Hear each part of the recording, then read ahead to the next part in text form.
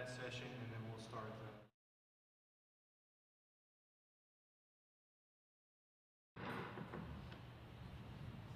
no, not to the budget.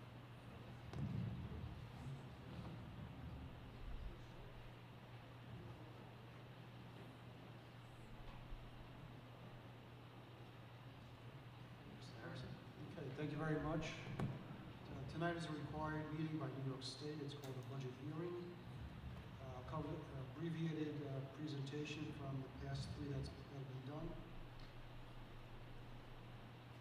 We'll go over revenue, the appropriations budget, what happens when a budget's not approved by the community, and the capital reserve proposition that's on the ballot as well.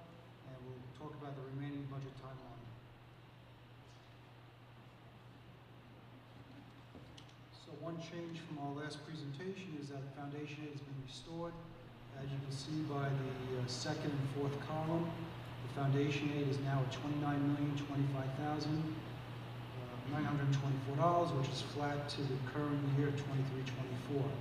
So now, overall, our state aid is going down by $70,178 as compared to 23-24.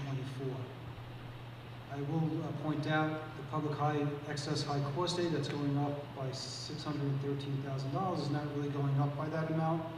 The database for the 23-24 school year has not been updated as per this presentation. So we expect the state aid for 23-24 to be more like what's expected for 24-25 in the public excess high cost aid category. The property tax cap calculation yields an allowable tax levy cap of 3.48%, or $2.5 million increase over this year. However, the administration and board in consultation has decided to go out with a 1.5% increase, or a $1.1 million increase over the current year. So as you can see, the levy is $1.4 million less than it could have been at 1.5% as compared to 3.48%. So we've seen this chart before. It's just looking at the maximum allowable levy as compared to what the levy has been set at. So again, for 24-25, the levy could be as high as a 3.48% increase. However, it's going out at a 1.5% increase. Each year, a decision that's made to go below the tax levy compounds upon itself. So our current levy for the 24-25 budget is estimated at $75.8 million. If we went to the actual tax levy cap in each year, that levy could have been as high as $86.5 million. For the average homeowner, taxes are anticipated to go up roughly $119 or $10 per month, which shows the 1.5% increase on the far right-hand column.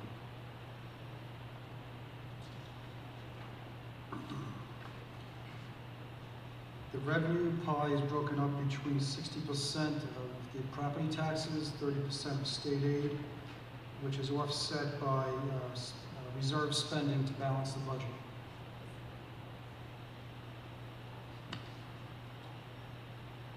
For salary and benefits in the appropriations budget, it's going up 1.9%, driven primarily by benefits, which are health insurance, teacher retirement system, pension payments, employee retirement pension payments. So as you can see, all of the increases in the employee benefits line of the budget.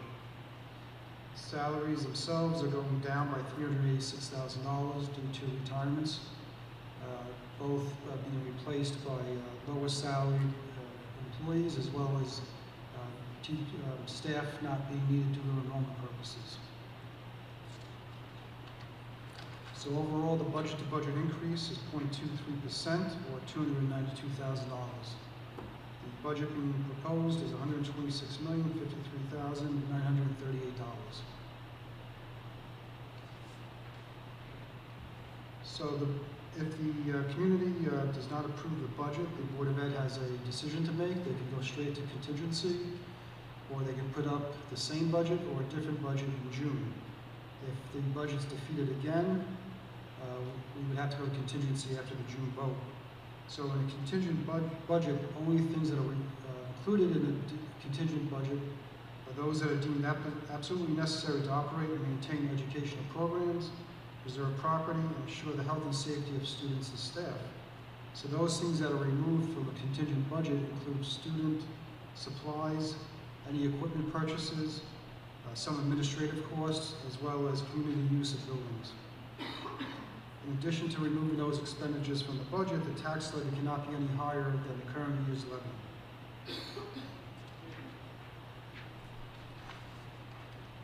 So the middle column here shows the budget being proposed going up by $292,000 or 0.23%. It's interesting to note that the inflation factor is going up at 4.12%. So a lot of the expenses that we're having to pay from our budget next year are going up 4.12%, yet we're only increasing the budget by 0.23%. If we have to go to contingency, over $1.3 million in budgeted items have to be removed, and for those things I spoke about on the previous slide, the student supplies, the equipment, and certain administrative expenses. So our budget would be at $124,393,000 under contingency. On the ballot, you'll notice that there'll be a second proposition for the establishment of a capital reserve. The capital reserve has to be voter approved to fund and establish. The term of the capital reserve will be for 10 years, with contributions annually not to exceed $3 million and in total $30 million. And voter approval will be required afterwards to spend that money once we develop capital projects.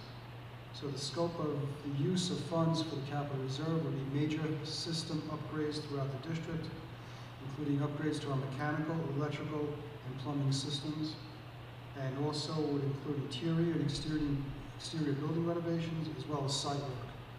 So the capital reserve is used to fund capital construction projects.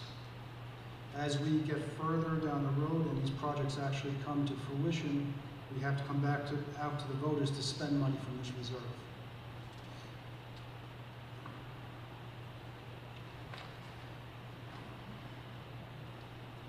So just to give you a little history, we did establish capital reserve after voter approval in 2015-16.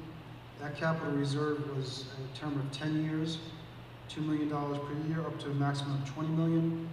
This reserve fund will be expiring at the end of the 24-25 school year.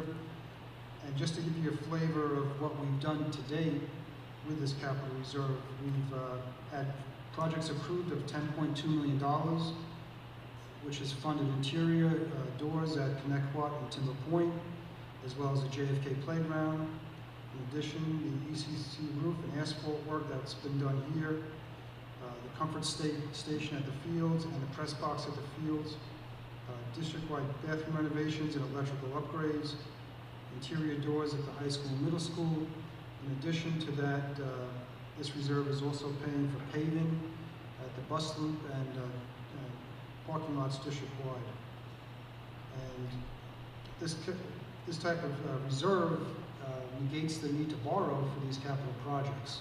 So if we borrow $10.2 million over 15 years at current interest rates, it would cost the taxpayers an additional $3 million to fund these projects through borrowing instead of having a reserve in place.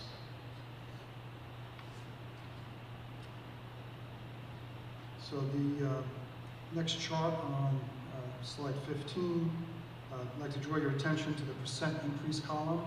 This is the increase of the levy from one year to the next. For the past 10 years, if you average those increases, annually it's gone up 0.84%.